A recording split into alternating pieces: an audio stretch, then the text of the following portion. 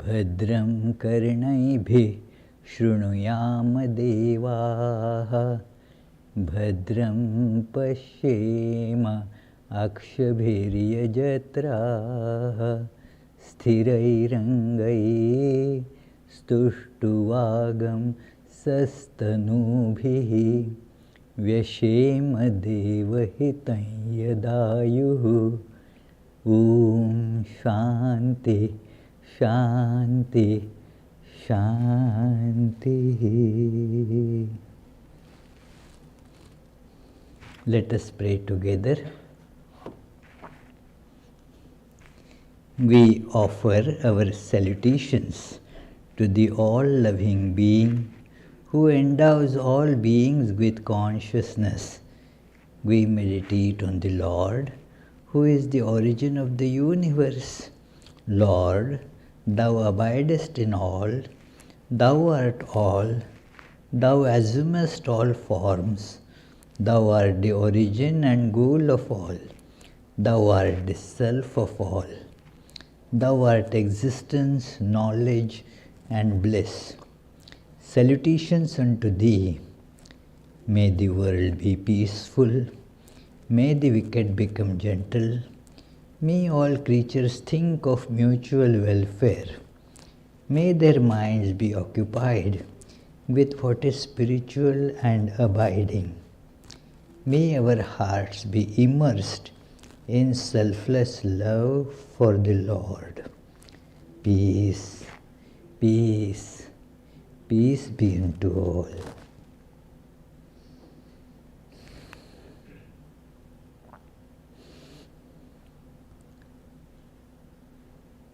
Let us begin today's discussion with an experiment that all should do.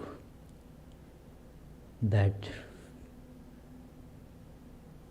just as you take off your coat or other clothing and put it on the hanger or in a closet, just take out this body, all these sensory organs and mind as a whole. You are taking it out and hanging on some hanger, and then think of the experience.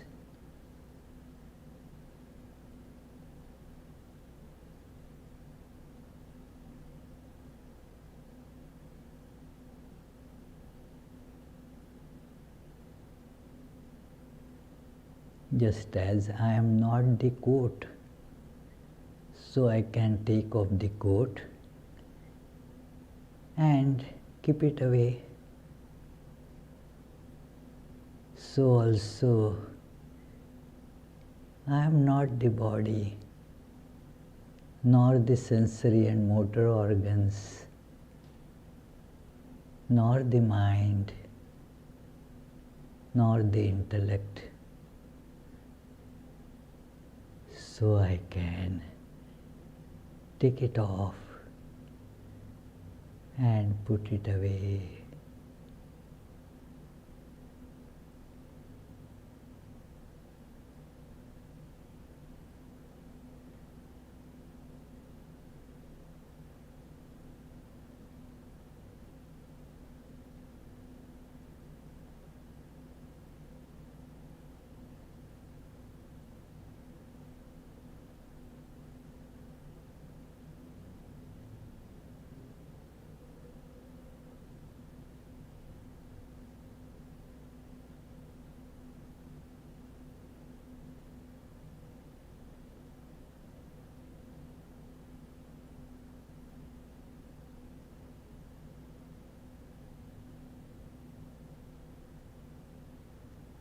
Let us feel this experience This is to give a little idea of what I mean by intuitive experience. The title said it is matter of intuitive experience. So let us try to analyze it, feel it, that what is this matter of intuitive experience is. This is one of the cornerstones of the teachings of Vedanta, that it is not a matter of logical understanding, although logical understanding may be a little bit helpful. It is not matter of reading lot of books. It is not even matter of our sensual perception. It is deep hidden experience, and that is where our true nature, as it were, reveals itself. So, therefore, this process also is important. All our religion is actually based on this deep intuitive experience of the great seers. It is sometimes we, by the name of a particular religion, we take a collection of various rituals,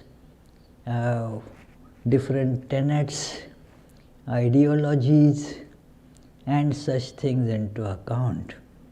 But deep inside is this experience of someone from whom that religion, as it were, springs up.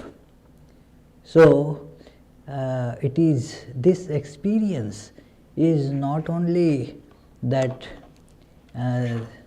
those great teachers had, but they insist that getting this experience of the truth, or what you can call in simple term as God, is the goal, the objective of each and every religion.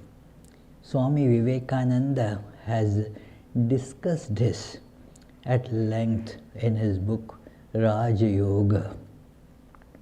And let me quote from that book some part right in the introductory part of the book, that he says, after describing the religion as it is, as they are formally known, he says, yet in all of them we find one consensus of opinion that the truths they teach are the results of the experience of particular persons. The Christian asks you to believe in his religion, to believe in Christ, and to believe in him as the incarnation of God, to believe in a God, in a soul, and in a better state of the soul. If I ask him for a reason, he says he believes in them. But if you go to the fountainhead of Christianity, you will find that it is based on some experience. Christ said he saw God. The disciples said they felt God, and so forth. Similarly, in Buddhism, it is Buddha's experience. He experienced certain truths, saw them, came in contact with them, and preached them to the world. And then he describes it is so with all religions. Thus it is clear that all the religions of the world have been built upon that one universal and adamantine foundation of all our knowledge, direct experience. Now this direct experience, this word is to be looked into. We do not have much of direct experience. What we see around or how we interact with people, or how we say take the food, or smell the fragrance of a flower, all these are indirect experiences because they have been taken through the mediacy of our sense organs and mind. This instrument conveys those things to us through those intermediaries. These instruments, we get that experience.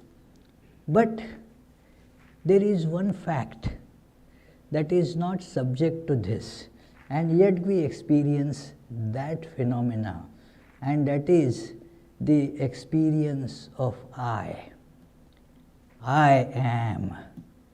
That is an experience of everyone, and yet it does not come through any of this apparatus, like the eyes. Our eyes don't see the I. Our ears don't hear it.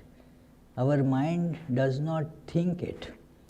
In fact, the I, in a way, powers all these instruments. There is a very beautiful short Upanishad which mentions this point. It is the Kena Upanishad, and it begins with this wonderful question that, well, who actually is the one who propels the mind to think, ears to hear, eyes to see, and the sense of smell to smell? Who is that of whom these are like instruments? These instruments we use, the instruments are not in themselves doing things on their own. It is somebody who is ordering them. Like you are using computer, for example, you tell the computer what you need, what you want to do, and the computer does the tabulations and brings the results to you. It is these instruments, they are for the purpose of some user. Now see the eyes, the ears, all our sensory motor organs and the mind. They are instruments. So who is the user for whom these instruments are working? Now we get the answer that it is this self. But it is not separate from these instruments. It is innate in those instruments. That is why you cannot show that separately. It is separate and yet involved. Is it completely different from these? No. And yet it is not same as those. It is a truth that cannot be explained by logic or words. It is a matter of intuitive experience. So that is what these sages tell us, that go beyond this apparatus, and thus you will have an experience. We meditated just now, trying to go beyond our body, mind, and then think or feel or experience. I don't have proper words to say, but the experience still remains there. That can be roughly called intuitive experience.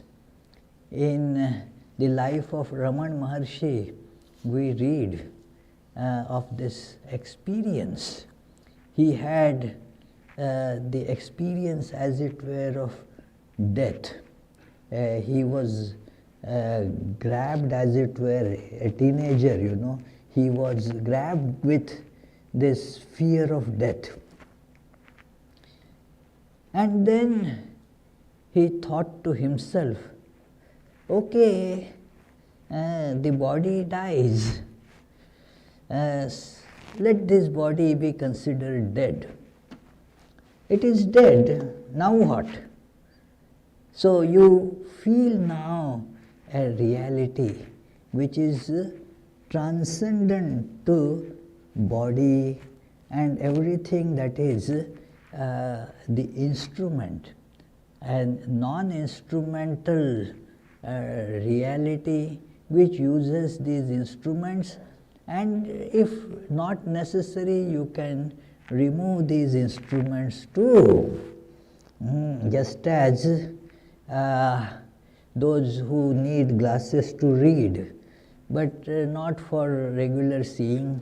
Many times in the olden days, now they make special kinds of glasses for such people, that when they are reading they would put on the glasses, and then when they are talking to people not reading, then they would take off the glasses. So the glasses, when necessary, can be put on, and not necessary can be taken off. And similarly, this body and the other instruments, they can be taken off. We can put them aside, and yet we are there. Now what is that experience? So that became a trigger for Raman Maharshi to explore this and to realize, to see this intuitively as the true self. In Sri Ramakrishna's life, we see this experience in a similar fashion. He was praying to Divine Mother with great yearning and was crying and crying, Mother, why, what have I done to that you are depriving me of your vision? And to make the long story short, he had the great vision of the Divine Mother when he was about to kill himself with a sword that was kept there in the Divine Mother's temple. So, but his description is not of a form. The description that he later gave is very interesting. He didn't say that he saw the face of Mother Kali with so many ornaments and so many other things in her four hands.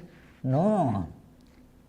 The description is that an ocean of light, an infinite ocean of light that was rushing to me, and those waves of that luminous ocean just drowned me.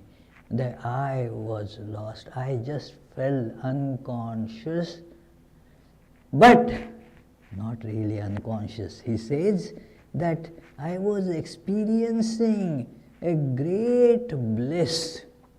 So that was how his experience of this intuitive reality or the experience of God is.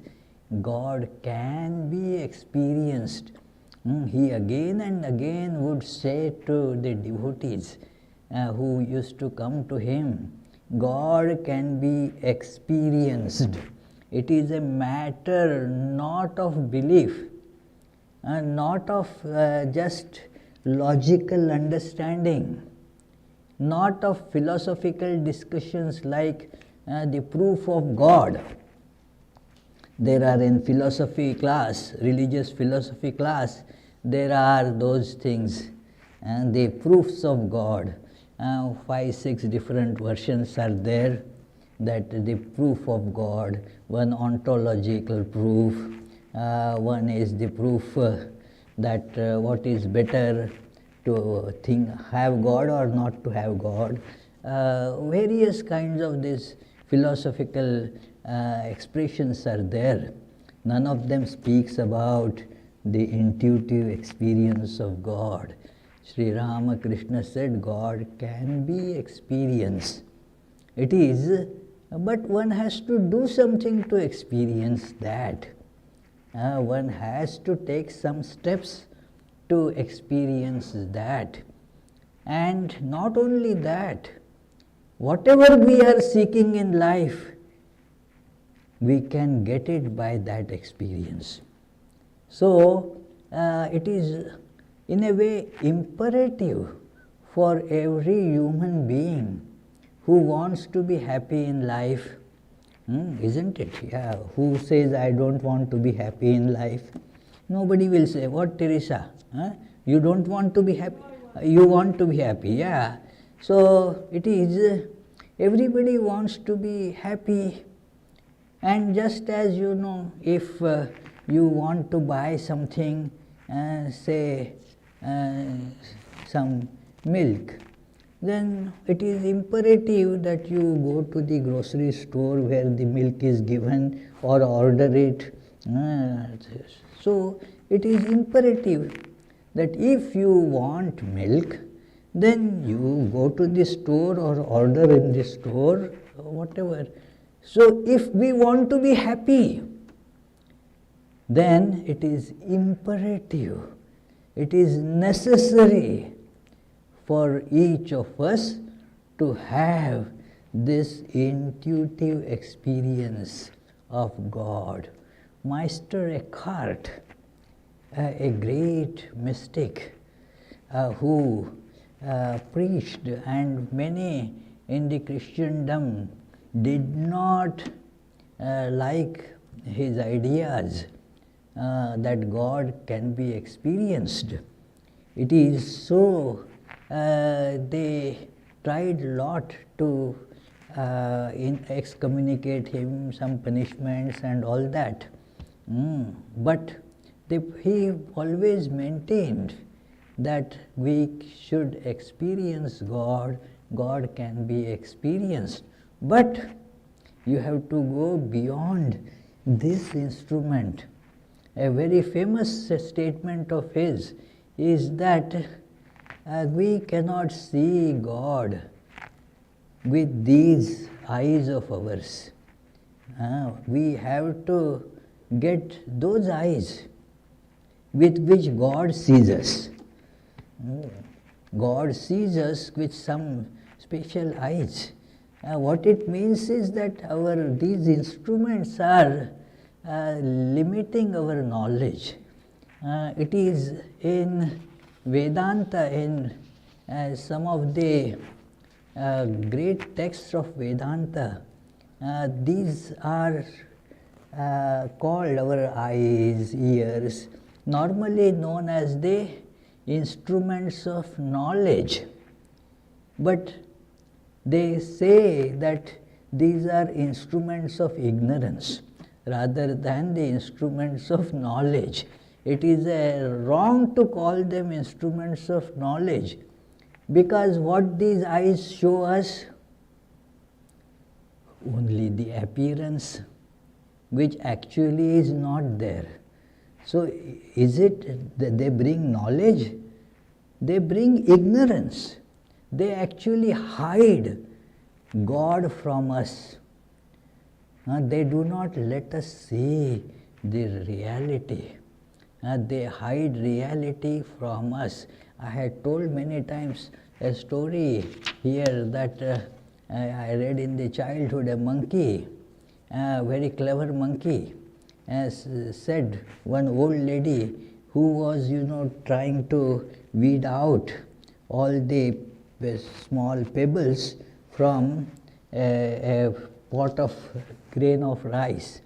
In earlier times, I don't know what the situation now is, but in India we used to do all that, take some of the wheat or rice and then take out those little pebbles. And she was an old lady, didn't have very clear vision, so she was finding it rather tough. And the clever monkey was watching it. And then that monkey jumped down to this lady. Hey, Grammy. What? See, I have got this special specs for you. If you put on these specs, then you will see the grains and the stones completely separate. And thus your job will be so easy. She said, really? One doesn't believe these things. He said, really, try. But then one thing, you have to give me something for this. What? All the stones that anyway you were going to throw, give me those stones. And the lady gladly agreed, wow, why not? And then she put on the specs and she saw so clearly. Wow, the grains are looking very different, separate from the stones. Only she was wondering why there are so many stones and so less grains.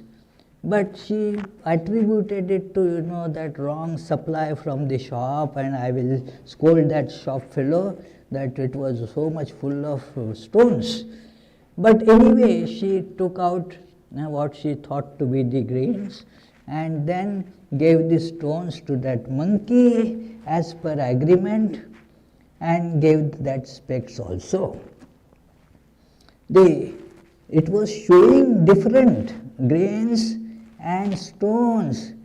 Only problem was the stones were seen as grains and the grains were being seen as stones. So the monkey was in great profit in this deal, you see. So now these senses do exactly that kind of cheating to us. That which is continuously shifting and changing, just the passing appearances, they are shown to be real, and we cherish those, hug those, and that which is the reality, the God, hey, take it away, we don't care for it. So, therefore, these are the instruments of what? Increasing our ignorance, not the instruments of knowledge. It is thus, one has to go beyond them.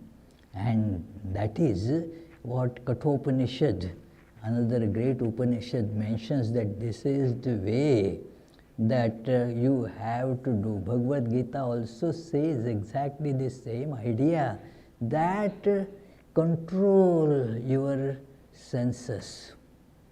Let them not rule over you. It is what you perceive through them is not the reality. So thus, for an intuitive experience, one has to step beyond these senses. It is Swami Vivekananda in this introduction further says that it is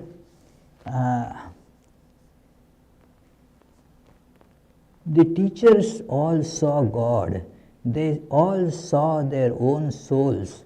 They saw their future, saw their eternity, and what they saw, they preached. Only there is this difference that by most of these religions, especially in modern times, a peculiar claim is made, namely that these experiences are impossible at the present day. They were only possible with a few men who were the first founders of that religions that subsequently bore their names. At the present time, these experiences have become obsolete, and therefore we have now to take religion on belief. This I entirely deny. This is Swami Vivekananda says, this I entirely deny, that if there has been one experience in this world in any particular branch of knowledge, it absolutely follows that that experience has been possible million times before and will be repeated eternally. We all have the capability to get that experience and make our lives blessed with that. So this is called yoga, that it is the teachers of science of yoga therefore declare that religion is not only based upon experience of ancient times, but that no man can be religious until he has that same experience himself or self, nothing about gender here. Yoga is the science which teaches us to get these perceptions. This is when it becomes matter of experience, another thing happens. When there is just doctrine or belief, then there is the room for fight and quarrel. That because they differ, the doctrines differ, because people's mindsets are different, they spin out different theories. Then also the beliefs differ. Somebody believes that there is a God sitting somewhere in the seventh heaven, or to whatever number you give, that can become a matter of further quarrel. Is God in the seventh heaven or in the eighth heaven? It is if it is matter of belief, there is nothing that you can there is no way one can settle this. So there is absolutely therefore this quarrels, fights between various religions, because if it is the basis is the belief, then your belief is different from my belief. Now who is right? Come on, let us fight, break each other's heads, and thus that would be the way to decide. It is how to decide, what is the yardstick by which to see and validate all these things. That is where you see scientific method steps in. In science there are theories and the experimental verification. With the experimental verification you have now experience, and thus things can be settled. At one time, based on the Newtonian mechanics, there was this simple observation that we can easily test, that yes, if suppose myself and Charlie, we are going together with the same speed, then the relative speed between us will be 0.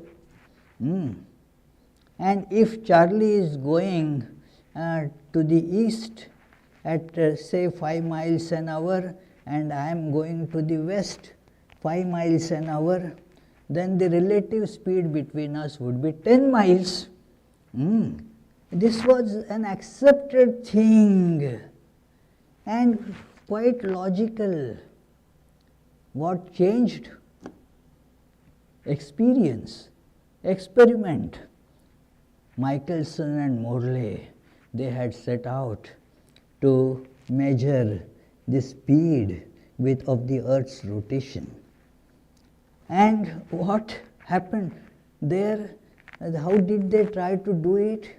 That, okay, let us see that the light in the direction with which the Earth is moving, and throw the light in the opposite direction, and we will measure the difference in the speed of the light, and thus we will get the idea of how the Earth rotates, because then we can see that when the light is moving in the direction of the Earth, then we will see that that speed gets added and then subtracted, and when we get it in the opposite direction, then the Earth's speed will get added to the light speed. And to their horror, it didn't change.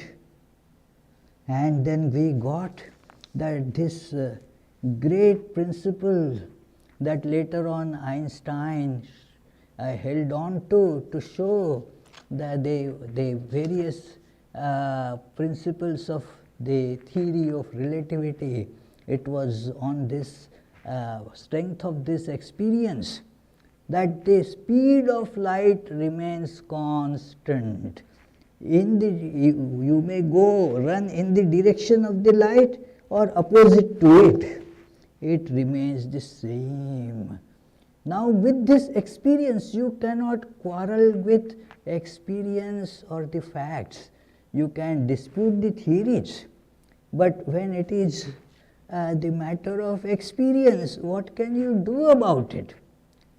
So that is the great this principle of the strength of experience. That is why the experimental science made such tremendous advancement, whereas the religion that was just hovering around faith and what this prophet said and that prophet said, that didn't carry any weight.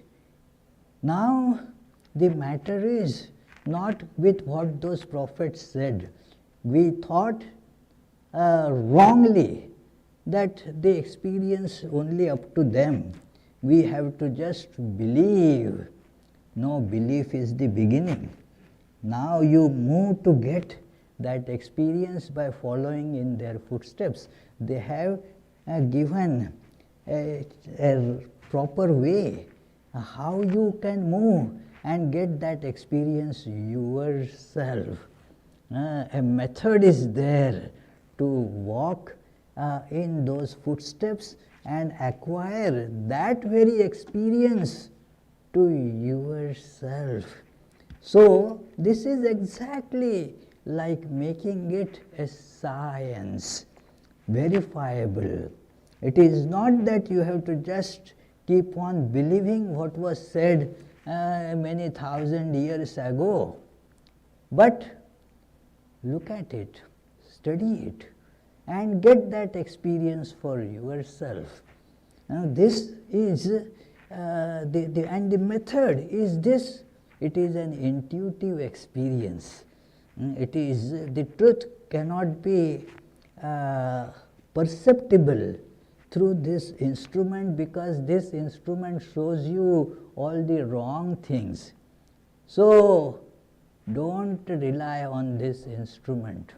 Swami Vivekananda, in his book Jnana Yoga, makes many strong remarks against relying the evidence brought to us by our sense organs. He says, every time we know that these sense organs have been cheating us, Before believing them, we have never asked them the credentials. And still we keep on swallowing without salt whatever they are offering. Now, if we want the true experience, the way therefore is to go beyond this apparatus. This apparatus hinders our path. Kathopanishad says that these organs, sense organs, they have been mutilated and they give us very perverted understanding. And thus we meet frustrations in life by following what our senses have been showing us as right.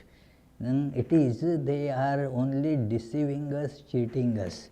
And so one has to accept that we have to go beyond these senses. And how to go beyond these senses? There is a way to do that. It is that way, as we were reading, that is they call the path of yoga.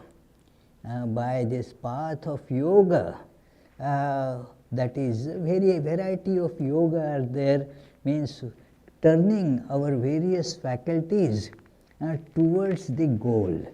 Like if you have a car, an analogy that we can all understand, if you want to reach to a destination, then you have to make all the four wheels of the car go in that direction, not that one wheel will go to east, another to west, and the other two will follow other directions, and the car won't go anywhere. So, similarly, all our faculties, like the faculty of intellect, faculty of feelings, faculty of working, and faculty of concentration, you can think of these as the four wheels. These all are to be given a proper direction. So these four varieties of yoga are called yoga of knowledge, jnana yoga, the yoga of devotion, bhakti yoga, the yoga of action, karma yoga, and yoga of meditation and concentration, raja yoga. So by giving this such turn to our life, we realize the truth. That actually is the meaning of the emblem that you are seeing right here. You can see it out big outside the building, or you can see on many of our books. There is a pamphlet kept there about Vedanta Society. At the back of it also you can read the short version of what this emblem means. So this is the way to that goal, and this is very scientific. This method is I again want to quote Bhagavad Gita and Kathopanishad. This is not a matter to be just taken on belief, but you get and perform that experiment yourself. You yourself will have to convince by doing the experiment. It is not that somebody did the experiment and you are believing it. That will not help you.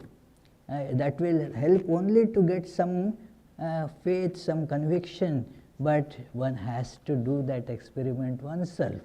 So it is in Bhagavad Gita, towards the end of the book, it is a conversation between the Lord Krishna, Sri Krishna, Bhagwan, and Arjuna, the disciple. So Krishna asked this question. Almost all Bhagavad Gita has been told. Hey Arjuna, have you listened with concentrated mind what I have been telling you? tvayai ekagrena chetasa. By concentrated attention, have you listened to what I said? And then after thinking about all what you heard, think about it, and yatechasi tatha kuru. Then whatever you think right, you go ahead. There is this freedom, not that you have to do as I tell. Think about it and then follow the path as you think best. So it is that, so you have to follow the path. Nobody can push you there.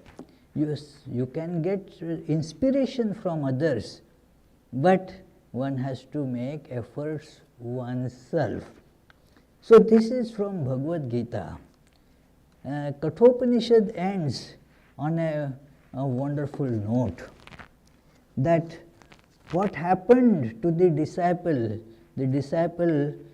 is a young boy there, and then his teacher is the god of death, Yamaraj, and the student's name is young boy Nachiketa. So after the message had been imparted, understood and practiced by Nachiketa, the Upanishad concludes that Brahma prapto virajo vibhun amrityuhu, that this disciple then, by implementing those teachings, became united with the absolute reality and thus went beyond the death. Beyond the death is an important idea, that we die because we tie ourselves with body. I am body. Now what happens to the body? Dies, isn't it? What? The body dies. What, Himanshu? Any other thought about it? The body has to die. Now if I am body, what will happen to me? I also die because of this identification. Now, if one realizes I am not body, then the body dies. Yeah, I don't die. The body, well, it has to die. Just like your cloth, it is going to get torn. Well, okay, that is the cloth that is torn. Not me, I am not that cloth.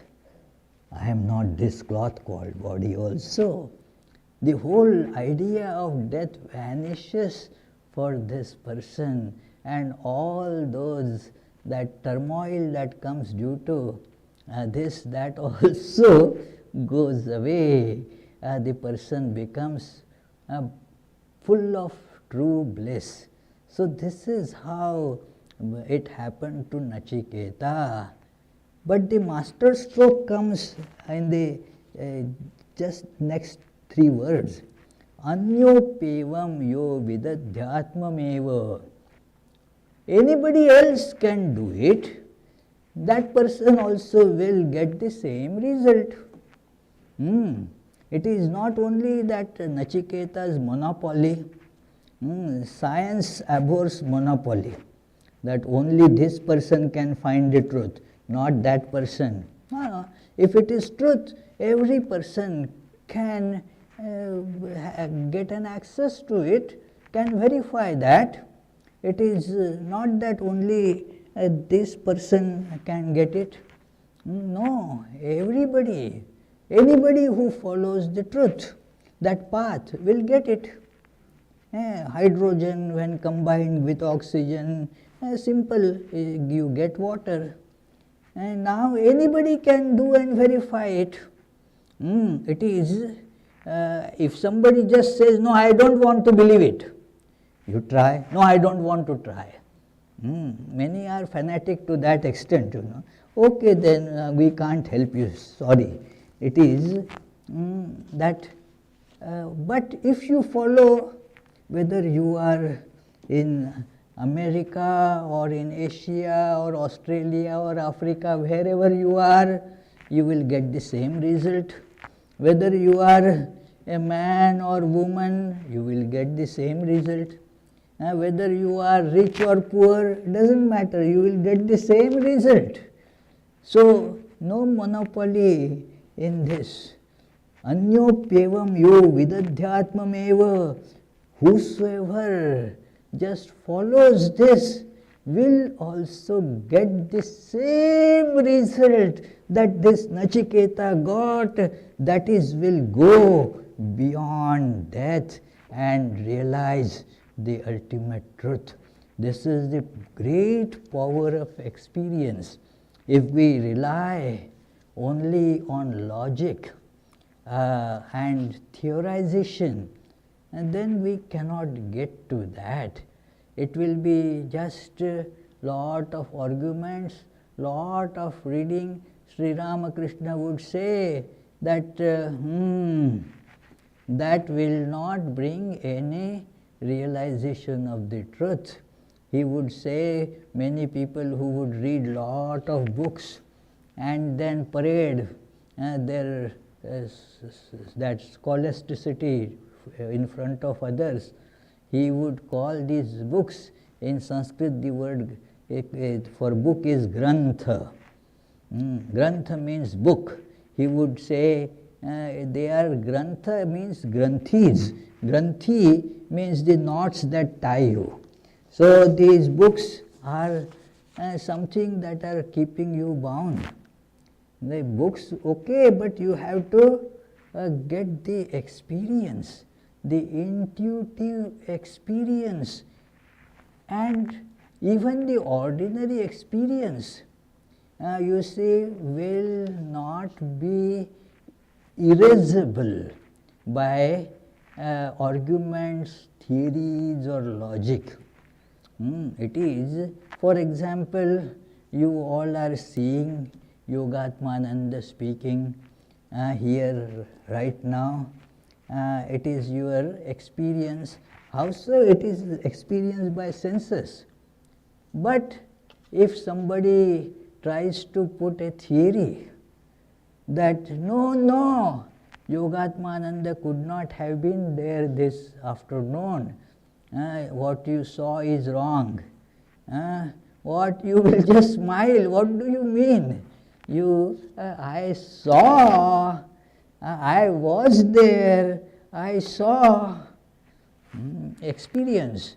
There is no that even if you don't want to yourself not believe it, you will not be able to erase the impact of experience. That somebody does lot of theorizing, this is what Shankaracharya says. Even say many theories come about to tell you that the fire is very cool. Will you accept that? No, your experience tells that how this fire burnt your finger and all that. That experience is there.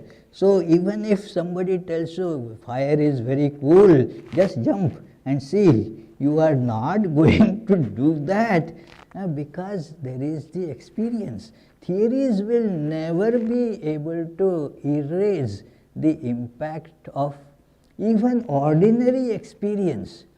So when you get this transcendental, intuitive, direct experience, then it is just indelible. It transcends all theories, and you are established in this supreme truth that otherwise is not available to us. There are, in Vedanta, there are 6 types of methods of knowledge discussed. But the highest this place is given to what is called the Sabda pramaan. Sabda means the authoritative word of those who have experienced this truth. The word of those who have experienced it. And that makes you also go in that direction to experience it yourself. That has the highest authority. Because the sensory perceptions, everybody has different orientation of the senses, and so we do not experience the same thing. Even human beings may experience same thing. Imagine the world of a dog. Dog's world would be so different from human worlds. It would be the world made of smells mostly, not with the forms, because that is how dog's brain is connected to the sense of smell. So for human beings, yes, seeing is believing. For dog, smelling is believing. It is. So the worlds are so very different. People live in their own worlds. It is true. I asked one lady, and I still remember her reply. Well, how is your husband doing? He didn't come. What is his? Oh, well, he is in his own world. Now the husband and wife, they are, but you may think that their world is same. No, it is, they live in different worlds. So it is like that. That therefore cannot be an authority, the sensory experience. Arguments cannot be authority. Of all these, so many of the methods of knowledge, 4 of them are different types of reasoning, analogies and so forth. I don't want to discuss that right now here. The time is not there. So it is, and then this is the record of those who have gone beyond this apparatus and have experienced this truth. It is a matter of intuitive experience, and they assure that you can also see it.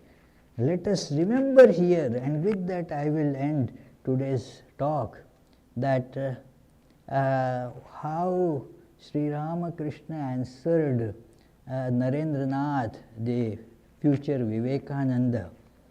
He asked him the question about, in the answer to which he has heard many theories before. His question was very plain. Have you seen God? Is there any complicated thing in this? Simple question. That yes, yes or no. Have you seen God?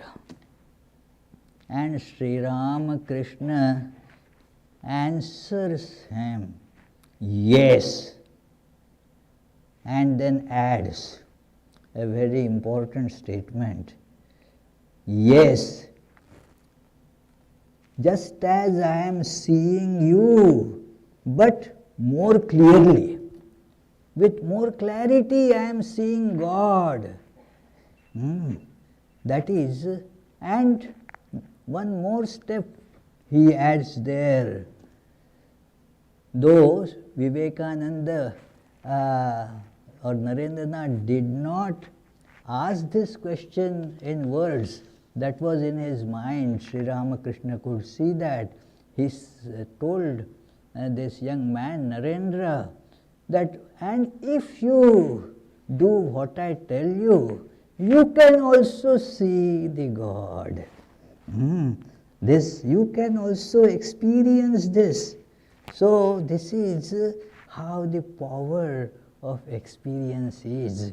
So let us strive, friends, for this experience. This is religion, striving for this experience, intuitive experience of this transcendent reality. Let us meditate on what we discussed for a few seconds, and then in case if you have question, we shall discuss those.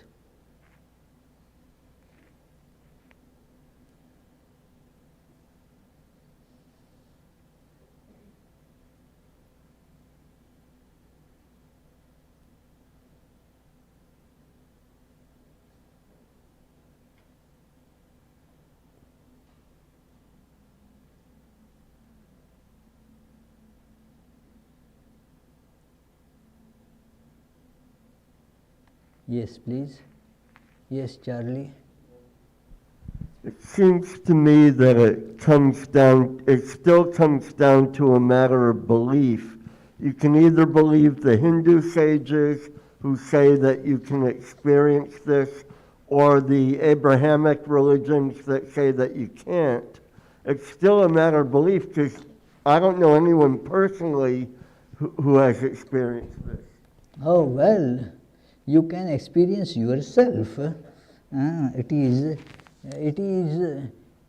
is why Swami Vivekananda said that the Abrahamic religions, if you go to the deep, not what the preachers tell from the pulpits, but go to the truths of that religion, you will see that Buddhism sprang from the experience of Buddha, Christianity sprang from the experience of Jesus, Judaism sprang from the experience of Moses.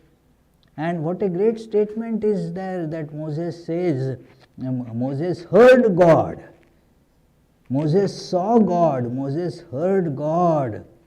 And when he asked, who are you? Great statement.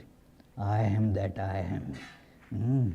That is beyond all sensory perceptions, beyond all descriptions. You can experience, that shows the way to experience. Just step beyond this apparatus and let the intuitive faculty have a chance, and thus you can see it too. Any other question? Any question there?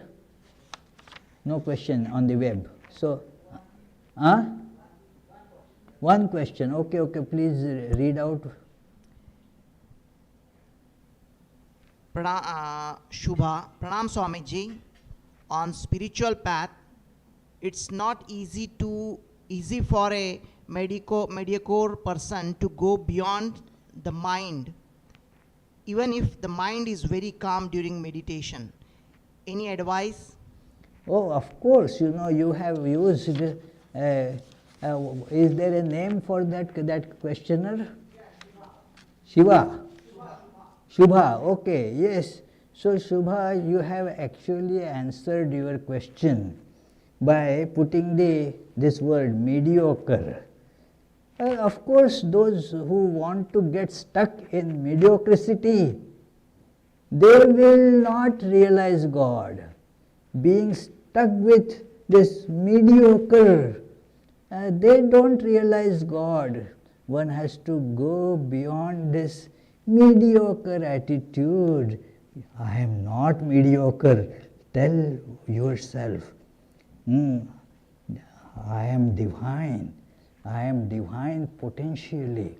God is in me. How can I be a mediocre? Don't tell this lie to yourself that I am a mediocre person, which automatically declares that, okay, you cannot see God, because a mediocre will not see God. Mediocre, who is a mediocre? The one who does not want to change. It is too difficult.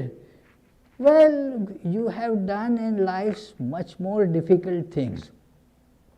Even to pass a high school exam, one has to take a lot of pains, lot of hard work, for right from the kindergarten till 12th. How many years it takes?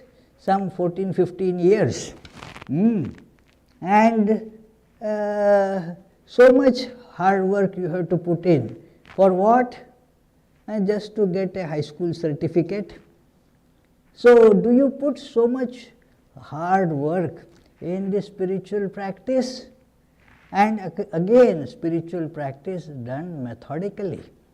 Then, of course, you will advance. Let us not believe that we are just mediocre. I thought he said medical rather than Medical? Mediocre. He did not read the word correctly. I understood that it is mediocre. Yeah, it is. So let us not get stuck with this attitude. No, it is, yeah. I told you a similar thing before, which I, in a similar way, I heard from one of the my mentors, that it is that what will be the ordinary people cannot do it. And he asked me a counter question.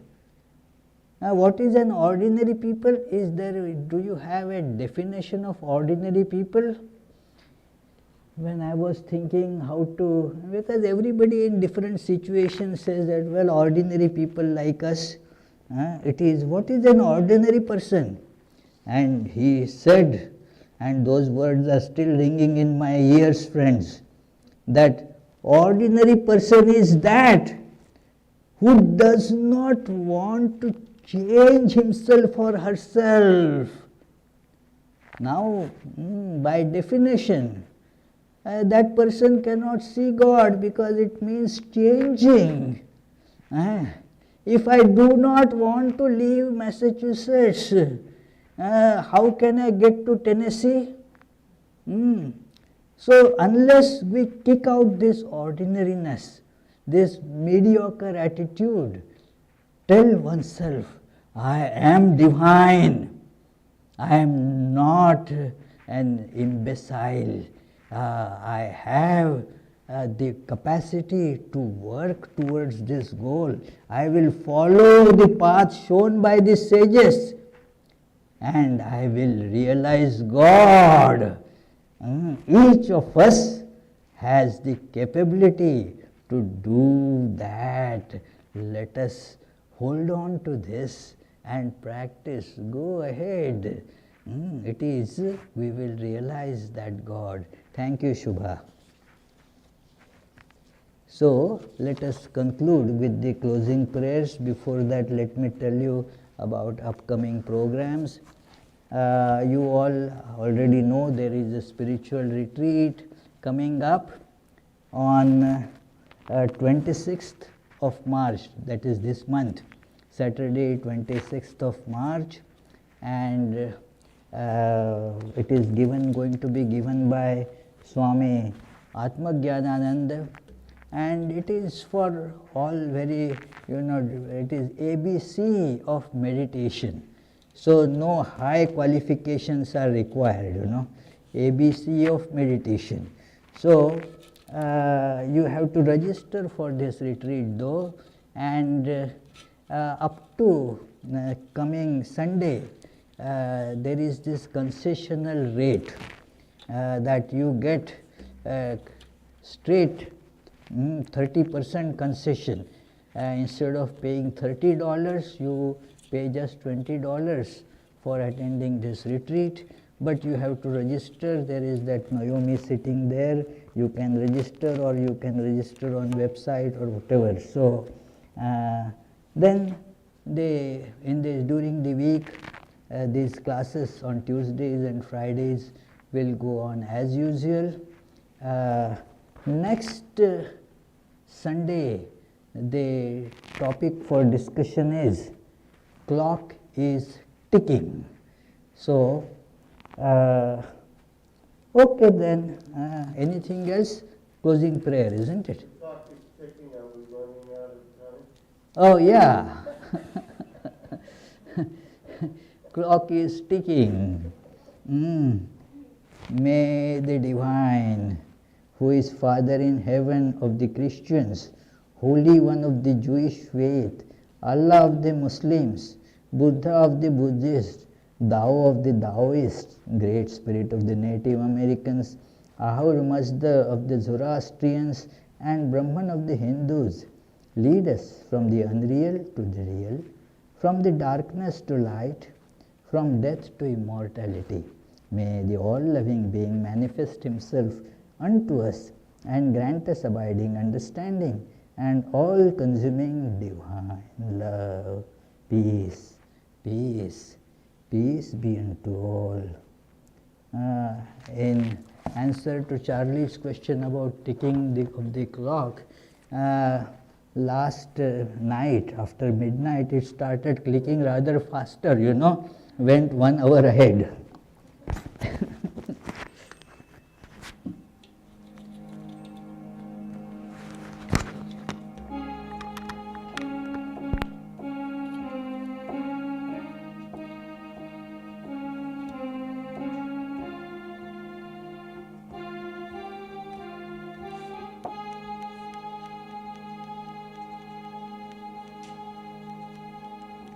Breaker of all our worldly bondage and adored by all, we adore you too.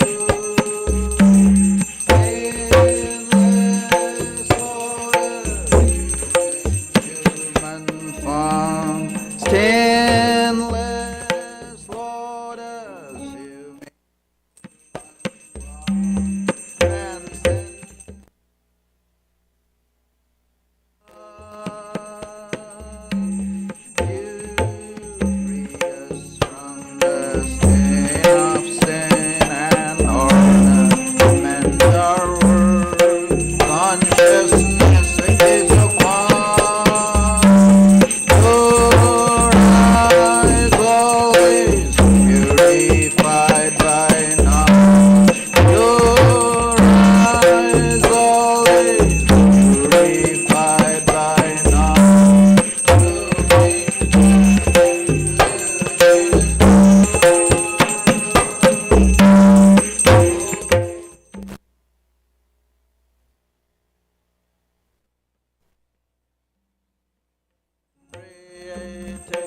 in your infinite love, your feet always dear to your devotion. Your feet always dear to your devotion. Across this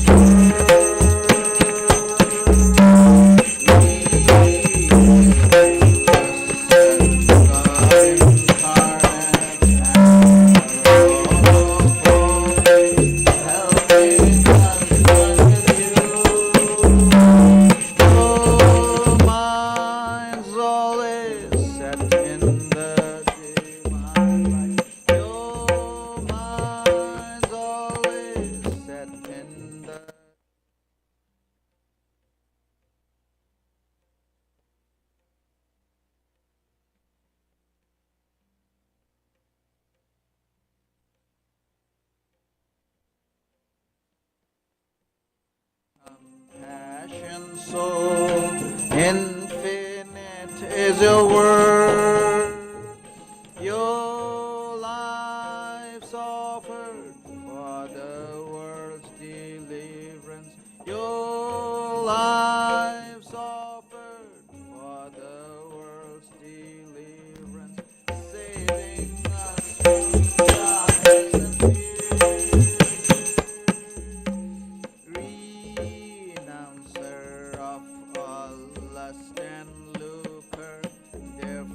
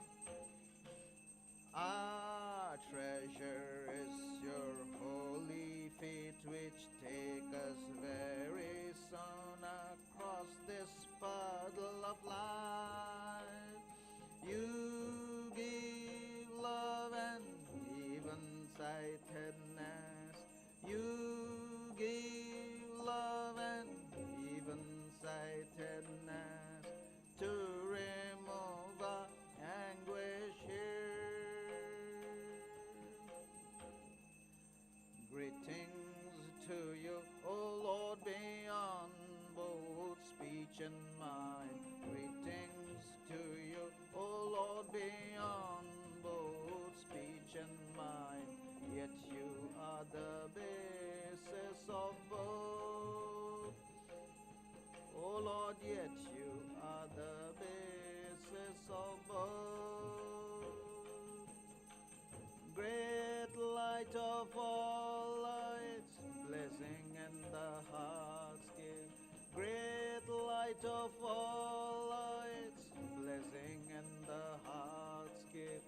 Darkness is destroyed by your light.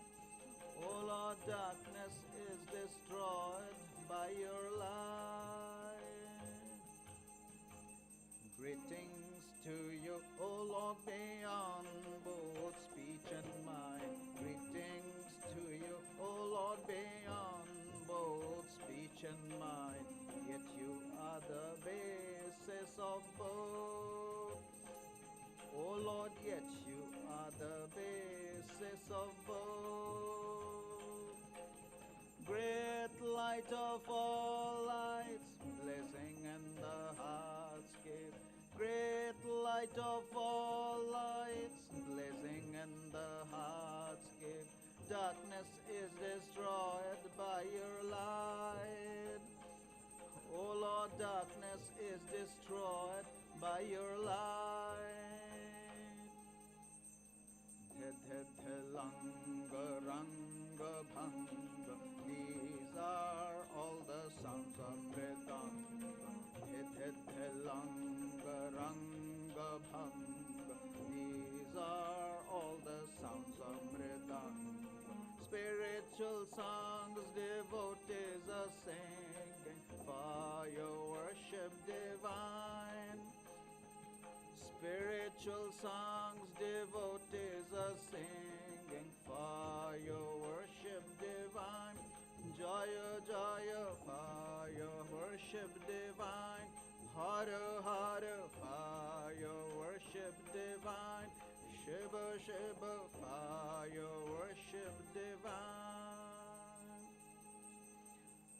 Breaker of all our worldly bondage and adored by all, we adore you too.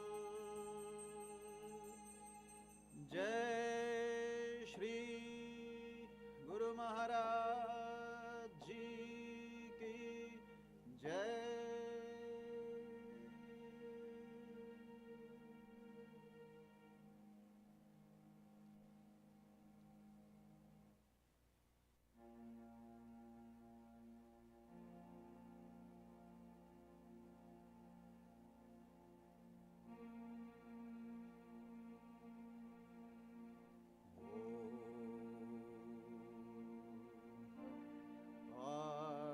Auspicious and blessed,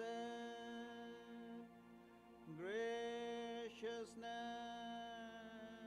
sublime, all noble ends you give to us, granting us refuge, all-seeing God,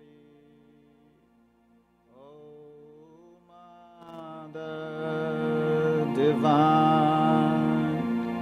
our love to you. Creation, preservation, dissolution are your powers, eternal one. Nature's real basis, nature's essence,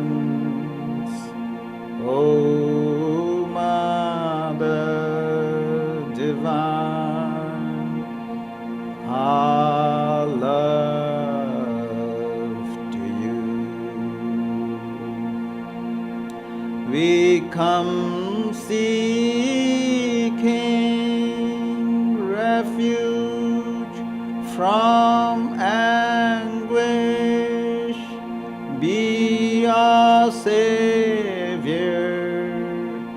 through your deep concern,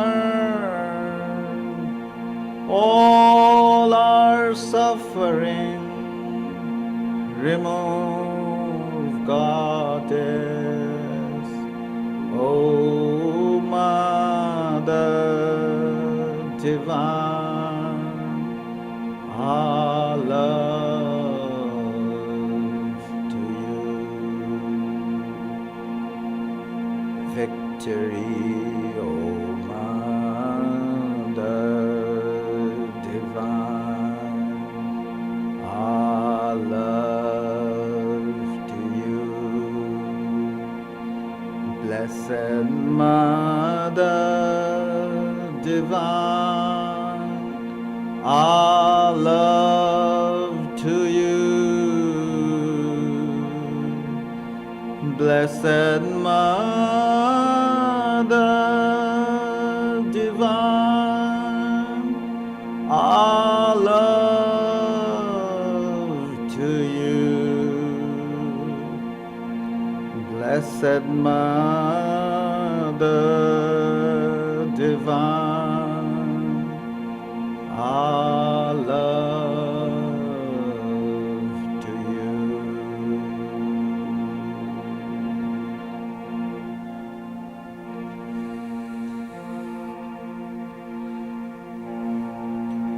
Jai Shri Ram Krishna Dev Ki Jai, Jai Shri Sarda Devi Ki Jai, Jai Shri Swami Vivekananda Ki Jai, Jai Shri Buddhadev Ki Jai, Jai Shri Jesus Christ